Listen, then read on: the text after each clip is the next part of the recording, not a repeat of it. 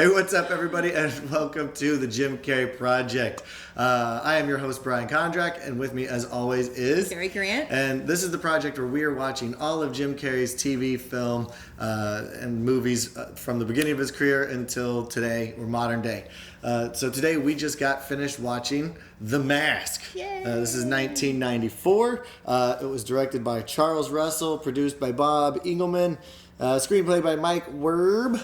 And star Jim Carrey, Peter Reichert, Peter Green, Amy Yasbeck, Richard Jenny, and introducing Cameron Diaz. This was released in 1994, July of 1994. So this is the second movie. Fun summer movie. This is very much a fun summer movie. This is the second movie with Jim Carrey in 1994. When was Ace Ventura released? What month? It was February of 1994. So let's go ahead and get started. And as always, what'd you think? I love The Mask. Yeah. It's one of my favorites. It really is. It's so much fun. I don't know, just it's a good story. Yeah. It's fun and it's silly and it's serious and lighthearted and I don't know, it's really, and it's different. Yeah. It's really different. It's really story. it's really got a little bit of everything in this movie. You've got drama, you've got romance, you've got the action scenes, cartoony kind of feel to it. So it's silly and it's fun, but also it has some weight and some high stakes to it at some point and throughout the movie. And some I'd say violence in a way too. Like, I was wondering if I could show my kids yet, and I'm like, nope, can't, not ready yet. A couple of scenes. It you're seems just like you should, like with him, like Jim Carrey as the mask and like the cartoony parts, but then the bad guy story is still a little too extreme, I think. And there's some fairly aggressiveness stuff in there. There's a couple of innuendos too that necessarily your kids probably wouldn't get, they wouldn't be like, ooh, what's that? We need to have this awkward conversation. I think it's more the violence part. Some of the shooting is sort of cartoony, where like they actually get shot, but then it like heals up or whatever. But I don't know. It's still, the bad guys are still a little too bad in my opinion. Yeah, it's still a lot of fun. It's a lot of fun. There's something flying around me. Sorry, it's a lot of fun to. I don't know what's happening. It's still. Let me get this out. It's still a lot of fun to watch, and I think personally, it still holds up. Yeah, fairly well. Like the graphics aren't overdone to a point where they're gonna fade and be kind of crummy as time gets better and graphics and technology gets better. They did use ILM, Industrial Light and Magic, for these special effects, and that's what did that was Lucasfilms and stuff like that. So they were doing a high end graphics for it, and it shows. The graphics I think they totally still hold up. You wouldn't guess that was 90s necessarily. And it's that whole like real people with a little cartoony thing or some cartoony things, like, because there's a lot more of those nowadays. I mean, we just watched Sonic, which is sort of that idea too. This is a little less sophisticated, I'd say, but not in a way where you're like, oh my god, so old. I can't believe that. In a movie like Sonic, where it is this cartoon character world, like there was a really great or a big feeling of, we know we're in a movie, or we know we're in kind of a kid's movie, and they would, make that play that up a little bit. Even Jim Carrey would like look at the camera once or twice, but he does that in this one. But because it's this weird Loki character, the god of mischief, of course he knows that he's in on the joke, versus everybody else does not know that they're in a movie. Let's talk about the story part. The Mask part. So if you haven't seen The Mask, you should watch it. It's super fun. You got plenty of time right now, probably. But so The Mask is this story where Jim Carrey's character Stanley Ipkiss finds this mask floating in the water. It turns out to be what we assume is the banished form of the Loki, the god of mischief. Right. So anytime that the mask is put on at nighttime, Loki comes over, takes over, and does this stuff where you live these inner desires. And Loki was the god of mischief. Is that what it said? He was Thor's brother-in-law, technically. Okay. All right. Loki is in the Marvel Cinematic Universe as the god of mischief, but he's a little more serious when it comes to his mischief. Is he a character in any Marvel movies? He's Loki. He's getting his own TV show soon. But he's the one who tries to steal the Tesseract and stuff. And it's Tom Hiddleston plays Loki in the Marvel Cinematic. But it's a very different take on Loki. Yeah. than what this one is. I didn't even remember, like, it's been years since I've seen The Mask, and I didn't really remember that part of it. It was just this thing that existed. I couldn't remember why it was The Mask or what it was, but it reminded me when I saw that part. Yeah. So. But no, it's good, because, I mean, it's good that they, like, made a reason of, like, why it makes sense. You know, they could have just said, well, it's a magic mask. Yeah. I don't know, you know? So at least there's a backstory and stuff for it. There's a lot of really valid reasons as to why everyone who wears the mask, as we see throughout the movie, when the dog wears it, the bad guy wears it, like, everyone has their own deepest desires and personalities, and so we see some changing into it. So mischief can be playful, or it can be bad. Yeah, it could be that. So let's talk a little bit about this. I saw this one when I was at least 10 or something like this. This is 1994. And I was telling you while we were watching this that this movie has a very special place in my heart. Like, I had the soundtrack. I could quote the whole thing. Yeah. I don't know how many times I've actually seen this movie. Yeah. But as soon as it starts, like, you're like, yep, this is a 90s movie. It might stand the test of time, but it very much feels like a 90s movie. Yeah. And I think which part of it really shows that to you? To me, it's the opening credits that feel like it, and then the hairstyles of I agree with the mafia choices, the mafia boss and things like that all have that kind of feel to it. Yeah, okay, I can see all that. Well, I didn't remember, like, what city they were at. I didn't realize it was sort of a made-up city, which they called Edge City. Edge City, right? Looks like a mix between New York and Chicago. We thought, which was interesting too. Instead of just picking a real city, they decided to make this sort of fake one that's kind of whatever. I don't know. It could be whatever you need it to be. But even in the background, I noticed that a couple times too. Felt a little like just the video part of the background felt a little 90s. It was painted scenery, or probably not even a green screen. It might have been just like a painted backdrop or a digital backdrop. I mean, it feels like, and in 2 movies from now, not next time, but I think the time after that, we go and watch Batman Forever, which is a 1995 Batman. A little feeling of and that, the very intro music, the intro credits, like, it feels like a Batman movie. I thought that too. It feels like a comic book movie, or a 1990s comic book. Well, there you go, comic book, superhero feel. They did try to bring that in. Yeah.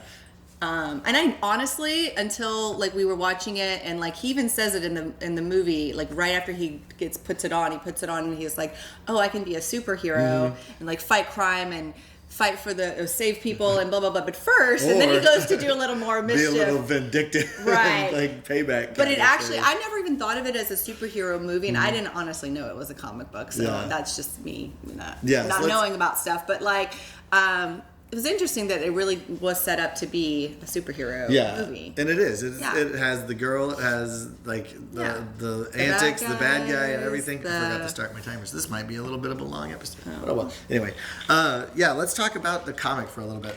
You didn't know it was a comic? I did not know, so you got to tell me about the comic. I didn't. I forgot that it was a comic. Okay. And I have never read any of the comics. I just did some basic research on it right before we got started with this. And according to what I was reading, is that the comic version of this, the mask gets put on people and then kills people in gruesome ways for really no reason at all. That's just mean. Like, it's not it is a dark looking comic. Is it still tied to Loki? I don't remember it is. But I mean, there's a scene straight out of it, of the balloon thing to even have the big teeth thing. Tommy gun. And you think it's not one main character, it gets put on lots of different people?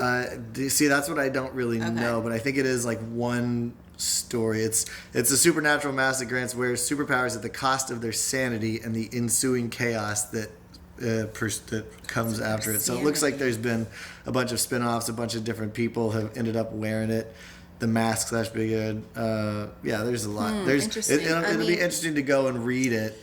I think yeah, I mean, for whatever the comic book is, obviously they took some parts of it or took the idea of it, but it definitely sounds like when they wrote it and they obviously cast Jim Carrey, that it was they were taking a direction. I think I read up on it a little bit yesterday, and I think there was the original script was darker. Yeah. And then once they got Jim Carrey on board to do it, it's naturally going to take a different step. It's going to be a lot more and silly. It's kind of the same idea. Whoever puts the mask on it's got to fit them, and the character fits. Yeah. If it's Jim Carrey, it fits Jim Carrey's character as well. Yeah, it definitely was going to be a darker thing until they were like, oh, let's get this. Which, you know what? I mean, thank God. I mean, I know comic books and superheroes and stuff too, but I feel like I just like something a little happier, you know, and I don't know, like.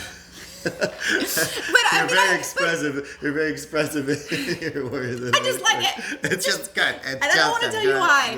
No, I mean the darkness of comic books sometimes is one of the reasons I don't always care for it. Yeah. I'd say this appeals to both. It appeals to people who are into comic books or who are into Marvel and things like that, but also someone like me who's I like to watch The Notebook and You've Got Mail, and this makes me happy too. So this is a romantic comedy that happens to have a cartoonish central character. I like that there's a space for some silly stuff for things like this. Yeah. So and it's good. This was I think they did a really good job of casting a lot of people. I was looking at some of the cast earlier, and it's like Peter Reitgard, I remember him being cops and stuff, and Peter Green, the bad guy, he was also in Pulp Fiction. He played Zed in Pulp Fiction, so he's got that real creepy face. Yeah. Amy Yazbek, the reporter girl, she's good. Spoilers, she turns on Ipkiss and turns him in.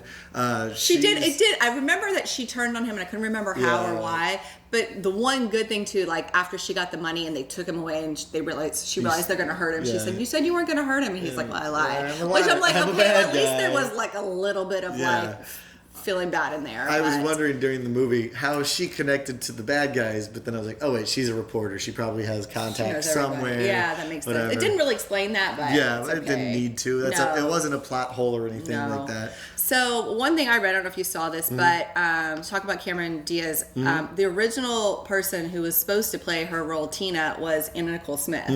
And then I don't know if they were in audition parts or getting close to that part, but then I don't know, I think it was one of the producers or director or somebody just saw Cameron Diaz walking out of a talent they were leaving, she was a model, so a modeling agency, and then said, hey, you want to audition. I think I read it, she auditioned 12 times. Yeah, that's what I read too. It was she just kept waiting, and I think she finally got approved the week they were supposed to start filming, which is kind of so crazy to think, just how fast people can't make decisions, and she's a newbie. Well, this first draft was the first draft of this movie was written in 6 weeks, and then was greenlit 2 months later, so that's already a real short turnaround time. Yeah. But then it seems like it took forever after that for them to really kind of get started after the 90s. When something else I didn't realize, I think this director, this is his only comic movie, which is funny. It was a good stuff. I thought the direction of it was good. I think the videography of the scenes, the cinematography of the dance scene with the policeman was so good, and I really liked the dance scenes, honestly, and the one with Cameron Diaz was really fun. I think this gotta be hard to film. It's so many people, so much going on. There's a lot going on, a lot of moving parts in this, and let's talk a little bit about Cameron Diaz. You said this is her introduction into. It even says introducing Cameron Diaz. This is her first time in a film, and she's really came out swinging. She's a really strong actress in this one, and then she goes on to do There's Something About Mary in the late 90s. Totally, she's a great comedic actress, but she really got it. I think, there was nothing that you would see in her acting ability that would make you think that it was her first film. Yeah. You would have never have thought that. And good credit to her. She probably, she probably hired an acting coach and got her to, help her do those scenes and stuff. But, it was great. I think she was lovely in it. So. Yeah, she was fantastic. I think that it was really good chemistry between her and Jim Carrey. It seemed very natural. Again, we're in another reactions with the bad guy too. I thought were really good too. She didn't look like she was fake being scared or anything. It was pretty genuine looking. Yeah. Peter Green's kind of a creepy guy. Yeah, maybe she really was scared. Let's talk some more about Jim Carrey in this one, then we'll dive into some other stuff. Well, first, actually, I want to talk about I said it earlier, if I had a movie that would be like what I wanted life to really be like, I would be Stanley Ipkiss in this movie. Like as the mask. Explain more. So like growing up, like I've always had this really active imagination. I always loved cartoons. I always loved this. Like if there was a movie or a character that I relate to and like feel like this is what my life could be if like magic or weird things were real, like the Stanley Ipkiss / the Mask is the character that I would want to be. Like he has a job and he like finds himself as a real person, like gets that confidence after becoming the Mask, but like having the ability to basically be a cartoon at night whenever you want to, like it seems like such a super fun time. Like if I'm by myself, I'm making weird noises, like talking to myself and basically being my own version. And you of sure the you still want to be Stanley Ipkiss during the day? I think that towards the end of the movie where he finds out who he really is, like having that Stanley Ipkiss and then the one where he still has the mask would be like the best combination of the two. So a little more confident, not such a pushover by day, but with a real job and a real girlfriend and a like in the early 90s, like I felt like I was the pushover and I was the meek one in the group of friends and stuff like that. I don't know. That's just... So you're Stanley Ipkiss. All right. I think so. Interesting. That was a real weird segue. Let's talk about Jim Carrey. No, I'm going to hear more on that. No. Some of the stuff that I was read about is that they saved a bunch of money because he was such a physical actor. They didn't have to do a bunch of digital effects and things like that. And then you keep talking about the teeth. And those teeth were supposed to be for like stills, and not used throughout the movie. But Jim Carrey was able to learn how to talk with them, and so they're just like, "Well, just leave it in there and make him use it the whole time." Yeah, well, I think he decided that he's like, I can do this, and he liked it, and I think that whole like when he does like that. I think he was just playing it, and that's just something he developed with the character, which I think is so funny because he does it a lot. And with that sound, you said the sound effects were so good in this movie, and they are because they're so cartoony. And that was like, with his teeth, like over and over again, which almost kind of makes me like, even though he's not crunching them, but still it feels like he should. I don't know. It's real funny to watch this movie, especially because we watched In Living Color. And then we watched the Ace Ventura right after that, and it's so hard to watch it. It was so hard to watch Ace Ventura and not see his characters from In Living Color. Same thing with this. You see a little bit of the Ace Ventura character. Not as much as I thought, though. You see a little bit of his like Fire Marshal Bill. Just like they're all very subdued versions of it. But one of the funniest things that I noticed today after watching the stand-up so much a while ago was he's talking to the police officer, right? And he's like, "Oh, did you hear the disturbance last night?" And Jim Carrey's like, "I've got an inner ear problem." He does his little lean in and Bob joke that he is talking about his dad at one point. Like the Bob and laugh, or whatever it was called. So it was just like another little callback to some of his stand-up you're stuff. right. It's so much fun to watch it. I like that he keeps doing that. And it's just like it gets more and more refined, and it is like depending on the characters he's playing and like how realistic or unrealistic it is, like fantasy it is. Like we're definitely seeing a lot more refined choices from Jim Carrey in this. And agreed. This is all being filmed concurrently while he's doing In Living Color. He just finished. So, did you read how much he got paid for this one? Yeah, I actually had a note about $450,000 because Ace Ventura had not come out yet. So they got him for like a discount. Great deal. Do you know what he got for Dumb and Dumber? Yep. Yeah, you know $7 million. So in a 6-month span, he goes from being paid $450,000 to $7 million. Well, that's when you have a box office hit. That's what's gonna happen. Yeah, and it's like that's where it comes in. I think, and I don't know if it was that, if it the next thing, or if it was Batman, or if it was Dumb and Dumber that got him the ability to pay his check that he wrote to himself when he was a kid. Yeah, I was watching that the other day. The $10 million check. I saw that the other day. Yeah. So he wrote a check to himself, and he's like, I'm going to make $10 million for acting services. Yeah, I can't remember which one it was either, but it was sometime in that one of the two span of him getting that thing. Yeah, because I saw it was on Jay Leno or one of those things. I was watching him, and he like actually pulled it out, and he was had like, it. It was kind of like crumpled up. Yeah, it was kind like of torn and stuff. And he handed it to Jay, and he's like, "Be careful, be careful." Yeah, it's gonna rip apart. Yeah. I did that after I heard that about Jim Carrey. Is I wrote one of those checks to myself. I actually saw it in your office. That's a different one. You have 2 checks. I've done this 3 times. I've written a check to What myself. keeps happening to the check? The first one I got, I tore up and I voided because I was like, I was real depressed for a long time, and I was like, this is never happening. Yeah.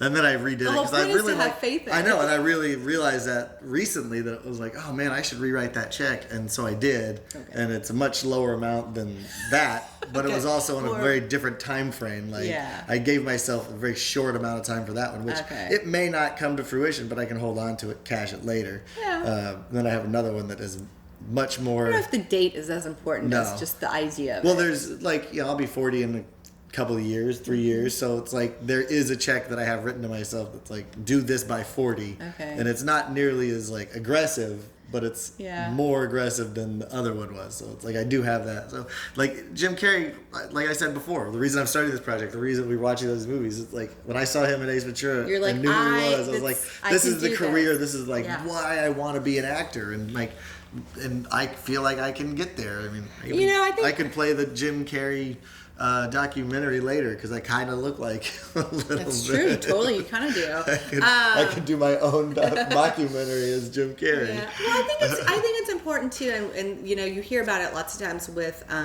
people of like African Americans and stuff, and when they see. When you see someone who you identify with, like doing something that you want to do, it's like it's opening doors for, little kids, little boys and girls with like dreams of like, I don't know, I can't do this. Well, no, someone like you did, and you can, and it's you're silly and he's silly, and you never know. Yeah. It's a great thing to have. I'm sure you're not the only there's a lot of people. Silly kid watching his movies when they're in their early teens, like, wow, okay, he's like me. Yeah. That's pretty cool. I like that. And it's weird though, like we're gonna get real philosophical real quick. But like there's a really fun, good phrase that I like that, you see these people, you see actors like Jim Carrey, Cameron Diaz, or like The Rock, or basketball players, football players, and everyone's like, oh, but this character, this person already exists, I can't do what they did.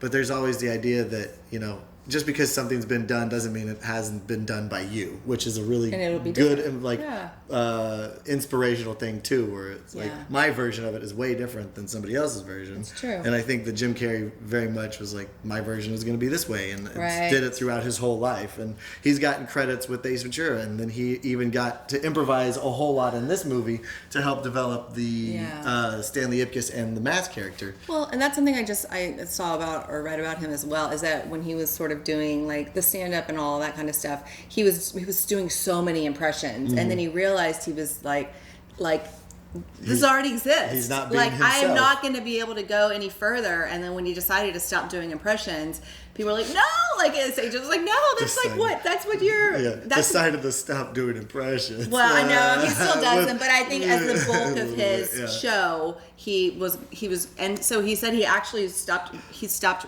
planning anything and would just go up on stage and just do the set and whatever came. They're like, he was like, no plan. And like, he's like, sometimes it's really, really bad. And sometimes I just hit it and it was good. And then you kind of learn from that. And like, oh my God, how brave. I know some people do that, but I'm like, oh my God. I'm an improviser, but doing that by myself, I'm improvised with a team of people, 2, 3, 4 people. Like going up, like this is why I don't do stand up. It all comes from your own brain. Yeah. Like, what if you go up there and you're blank? Just accept it. So hard. Let's talk about his impressions real fast. Yes. Ace Ventura was very much of a impression-filled movie. He did Kirk. He did in a bunch of them. Yeah, he did little small sections. But it was the weirdo guy doing it. This movie definitely allows for him to do these impressions, but it's like as if people don't even realize that he's doing them, or like they can't acknowledge that it's like that's just him being weird. It's like we see him do Clint Eastwood again, except he's covered in the mask makeup, so it's a lot of a different kind of feel to it. We see him do all of the impressions when he's dying of the guy from Gone with the Wind. Different voices. Different movies, different characters. There's a lot of callbacks and stuff. But again, he gets to play to his strengths of being multiple people all throughout this movie. I'm curious if... I think those are moments where there's just something... I mean, it's... something funny is happening. It's like he doesn't. It's not all the way through. It's like there's a section of this and a section of this, which I kind of like. Like it's funny when you do a couple in a row. Yeah, that's what I think is funny. Or like the Clint Eastwood one fit what was going on because they were shooting each other. Yeah, it kind of made sense. I mean, I read too that like the mask itself was like latex, and so it was meant to be where he can move his face, and so you see a lot of his face. But I still think you're right. Like he can't quite do the whole face but with he can the get mask. The idea of you can get just enough, like the Clint. You can do just enough to see it. But you couldn't see the eyes as much. No, it's the like real pinched face. For it. So like he definitely there were still limits to it, I think, but. Luckily, it moved enough. Yeah, this is his first real foray into like big cosmetic pieces too. Like Ace Ventura didn't really have the hair, but Fire Marshal Bill had a bald wig, and that was all his face and like some makeup. Was that his neck though? No. In Fire Marshal Bill, it was totally his neck. Yeah, he just. Sorry, it always freaks me out. That's the part that grosses me out looking at his neck. Yeah, but the neck in this movie freaked me out too. It is. Somebody else's neck. Whose neck was that? I think of a neck thing. Peter Green, when he was the mask, the bad guy, when he put the mask on, I kept saying that's not him because his neck was so different and so big. It had to have been. And it's his like the face was bad enough, but like the neck was just like freaking me out. It was nasty. I will see. I mean, obviously it's a different mask because it looks different on him. But his mask did not move hardly at all. I was looking at his like cheek. It was really. Are you talking about Peter Green's villain mask? When Peter Green's villain mask had it on, it did not have the same movement. Obviously, Jim Carrey's had, and I don't think it didn't need it because I mean he didn't wear it for very long either. But like it was, I think it was much more. It looked thicker and it didn't move as much. He's a different personality. It matches his personality as the bad guy that doesn't show emotions, that is just big and blockheaded and dumb, and he is dumb. Well, yeah. I mean, but my point was that it didn't matter what his facial expressions were, whereas we wanted to see Jim Carrey's facial expressions, which makes it more sense for his to be more movable, as far as like the actual physicality. We wanted to see the rubber face in that one. Rubber face. Yeah, he's literally the rubber face in that one. It took 4 hours to apply the mask. Yeah. For him to get that on there. Yeah. It's so. What else? Trying to see if there's anything else. Let's talk about some more '90s stuff real fast before we talk about maybe like box office and stuff. You definitely know it's a '90s movie because of the hairstyle of all of the goons. Yes. They're either bald or having a mullet or have super long ponytails curly. Or a combination of all of them. Yeah. We also see a pretty another. Theme in this movie that we see in Ace Ventura, and that is of a terrible landlord that he doesn't get along with. Very different from the last one, but very much funny. Like that one. Different look, and obviously it's a woman, but like it has the same feel totally as the landlord. Even Amy Usbeck, I felt like her hair was very 90s too, because it kind of was like a little bit of a bang. It was like poofy, curly. Things. It's not quite the perm, but it's close to it. One of the things... go ahead. I was going to say, going to 90s too, there was like one... I was trying to see if there was anything... Like we've talked in different movies before about like how it's kind of just not acceptable for certain things to happen anymore. Yeah. And the only thing that I noticed a little bit was when and I totally forgot about this part. He met Tina in the park, Cameron Diaz, and was saying all those like puns and stuff about the French Pepe Le Pew basically character. Having sex. And it was interesting. I kept watching her face and her expression, and obviously maybe with cuts and stuff it was different because it shows that she was scared. Like she tried to run away, and he was still like kind of getting on top of her on the bench and stuff, and like almost had that creepy feel to it where like it was almost starting to get like non-consensual. Yeah, that's why she likes Stanley in the end a lot better because he's way more respectful. Because this is the Pepe Le Pew character based on all the cartoons where he's just like whatever you say, I'm coming after you and I'm gonna get you. And that makes sense. It's So it's like I love. You're right, because he was French the whole time, wasn't he? It was never. It never was different. It was all in the French realm. We see his love of cartoons come out. He's the wolf. Right. That we actually see a direct reference to in the movie. He's Pepe Le Pew from the cartoons as the French guy. Who's Cuban Pete? Cuban Pete, I think. Just Cuban Pete. But it's fun.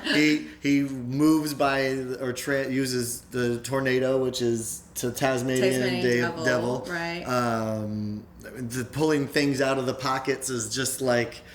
Totally cartoonish. I don't know if there's a specific one, but you're right. I mean, anything from the Acme company. Like, I'm surprised. Well, like banging and breaking stuff and, the giant mallet out of the pocket. Yeah. Like, that happens in a lot of different For being a superhero, like, the powers that this guy has as the mask are incredible. Like, he's got he's got manipulation of space, time, matter, energy, transportation. He's invulnerable. He's got all sorts of crazy powers. You're right. There's not a specific. I mean, it's kind of everything. There's not really a specific. If there's a cartoon, you can make it. He painted a handle on the tree and flushed it down. Like, what? You're right. It's like his superpowers are just sort of all encompassing. Whatever he wants and needs. Yeah. Flattens yourself into a wall, a la Wile E. Coyote. Yeah. Fall out of a window. It's a really fun concept, honestly. Yeah, it is. Now that I think about all that part more, I'm trying to think if there's anything else. Jim Carrey says when he read the script, he says he felt like it was written for him. That was just a little quote from IMDb. Cool. Jack Russell Terriers, Max, the dog. I loved Max in this one. Or Milo. Yeah. But his real name was Max. Yeah. He was so cute. He was. I'm not even a dog person, but he was adorable. Like, if I could have that dog, I'd have that dog. Yeah. He's so cute. One of the things I did read earlier in some trivia is that the yellow suit Oh yeah, I read that. It was based on a suit that his mom made for him when he would go and do stand up when he was starting. Probably like in his teens. Oh my gosh, he was probably like 16 in this so like yellow suit. Adorable. Well, that would have been in the 80s, so that would have fit totally fine. Big though. shoulder pads and big obnoxious ties. I bet you could find a picture from somewhere. Yeah, it's. I mean, this whole movie, like the visual effects are really good. They still stand up. Costume design was amazing. Mm-hmm. They were very clear and precise about what he was wearing versus what Cameron Diaz's character was wearing versus everybody else in the entire Jim Carrey universe of this movie. The Mask movie was like so drab and plain, whereas bright colors coming from Jim Carrey. Right. And I think he actually did sing Cuban Pete. Probably. In that one. Oh, and I forgot to remind you. He can sing a little bit. What? I told you earlier that I did go as Cuban Pete, the Mask, for Halloween one year. That's fun. It was fun. Yeah. But yeah, he did sing it. I think it's on the soundtrack. I bet he sang it, and I think Cameron Diaz did not sing hers. That's what I thought. She definitely had somebody else sing for it. Track listing Cuban Pete. It is Jim Carrey. He did sing. It sounds like it sounds too much like him. Yeah, and it's. I mean, Jim Carrey really is a jack of all trades coming into this movie. He can dance. He's a triple threat as an actor. He's a triple threat. He can act. He can dance. He can sing. He can do impressions. I thought the dancing was really good, but the dancing was one of my favorite parts for sure. That police scene, I think, is just so well. The Cuban Pete. It's hard to not fun. get into it. And like, did you read that they wanted to cut it? The producers. No. The producers thought it was too long and didn't go anywhere or like help anything in the story. Best part. And it's like it is super fun to watch. It's really and fun. even if you're not a huge fan of the movie or Jim Carrey, it still just is silly to watch all these and the cops are like, it's just cute. It's fun. It's a great part, and it really makes it. That first part where that cop does that always makes me laugh. That's where his manipulation, his telekinesis and manipulation, like you don't want to dance, but ooh, he even does it. It's just super fun. I did read too, like he, like the couple days after filming that scene, he's like, filming felt really boring after that because that was so much fun. Was it because they did all of the bank scenes in one basically? Couple days of shooting or something like that. All that, yeah, they did all the dancing and the scene stuff, but then all the banks were like, "Here we go, let's do one thing." Yeah. So let's talk about the rest of the stuff we got here. We've got this budget for The Mask, $23 million. So fairly cheap because they were able to reduce the amount of digital effects they needed because he was so physical and so cartoonish in himself. Yeah. This ended up grossing in the total box office $351 million. Oh, and I hope he got paid somehow more. A little bit more than just like, oh, here's your $450,000. At least some sort of royalties. I mean, he definitely probably still gets royalties, but like the difference between 450,000 for a movie like this that gets grossed 350 is absolutely bonkers. Like that made it's $325 million. That's the most we've seen on any of his films so far. Yeah, it is absolutely insane. And I mean, this is a summer blockbuster. This is summer fun. Critics, I think. Where's the reviews on? I did read like 6.9 out of 10. So it's 3.5 out of 4 stars. Mm-hmm. It's pretty good. And generally, like the real critics did not really like Ace Ventura very much, but then a lot of them came around during The Mask and was like, no, Jim Carrey actually is a pretty good actor, because they were saying he was a bad actor. He's a triple threat. And they're like, oh no, he is a better actor than we gave him credit for. We're jerks. Well, they probably felt stupid because they give the review before people start going, and then they're like, oh shit, everybody's going. They really like this. It was great. PG-13 for stylized violence. You could show your kids in a couple years. It's awesome. So let's get reviews. What did you think?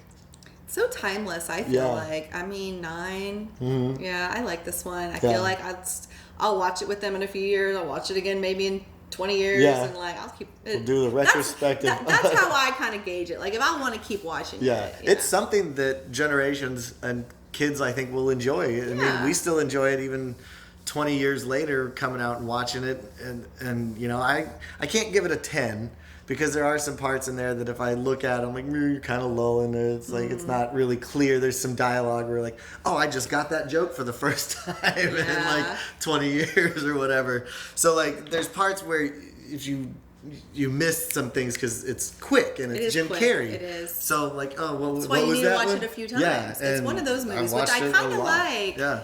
I like when I need to watch it. I will give it a 9.5. I mean, should. This movie changed my life. It didn't change my life, but I was like, it really affected me as a child, as an actor, as like someone. Like I've always had a special place in this movie. Like in the 90s, I was listening to big band and swing music. I was dancing or wanting to be in a dance troupe, and I was like figuring out what I wanted to do. And this movie was like, it feels like it filled that void that I was like, oh yeah, this is definitely like what's gonna happen. So it's fun. It's cool. Yeah, I'm very excited to watch it. It was super fun to watch again, and I will probably. I bought it for this thing to watch on Amazon. So no, I already did. Okay. It was like, I could find a place to watch it for free, but you're gonna watch it again. I'll watch it. I'll end up watching it again. Yeah. So I think that about wraps it up. Yeah. Anything else before we sign off for today? I think I covered everything. Yeah. I was excited about today. It was fun. I like knowing about the movies now that I've seen before, but haven't seen in years, which it's not new to me, but like you said, you caught a couple little bits. I mean, there was a lot that I didn't remember, so it was it was nice just to just to kind of get an adult perspective on it in a way too. There's that's jokes different. that you didn't catch as a younger person, and you're like, oh yeah, I get it now. Yeah. The funeral bouquets are the tax deductible kind of thing. It's like, what? I never understood what that meant before. Wouldn't know. Yeah. We're going to end up talking about this movie for another 30 minutes if we keep just reminiscing about it. Yes. So I think we'll go ahead and wrap it up now. So thank you guys for tuning in to the Jim Carrey Project with our episode of The Mask. I'm Brian Kondrach. And Carrie Grant. And we hope you guys join us next time where we're going to be watching the third movie of Jim Carrey's 1994 year, Dumb and Dumber, which I can tell you now that it still stands the test of time. See, again, I can't remember much of that one. I remember a few parts. Yeah. Very memorable parts, but it'll be fun to see. Hopefully, I'm going to do some testing. I'm not going to make any promises for those listening or watching, but I would like to try and actually do a live stream of Dumb and Dumber, or maybe Batman. So we'll see what happens in the next couple of weeks. We'll make some posts on our social media, which if you haven't done, go ahead and follow us on social media. We're on Instagram. We do have a Facebook page. We can do this. We do this in podcast form. If you're not watching this on YouTube, we can listen to it. If you're already listening to it, thank you. Go watch the video on YouTube, but you can get it wherever podcasts are. So subscribe, do what all the things are, and check out our other videos. We're filming this as everyone's supposed to be socially isolating.